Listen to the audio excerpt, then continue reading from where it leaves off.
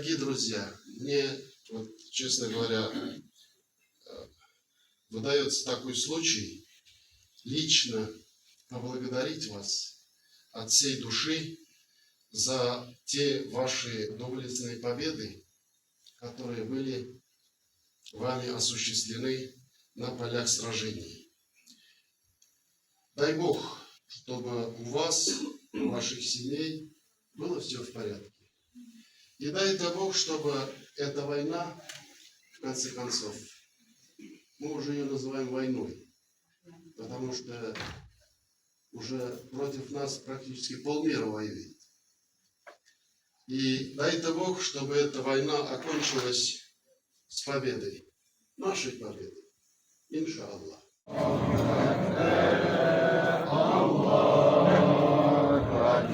Что сказал?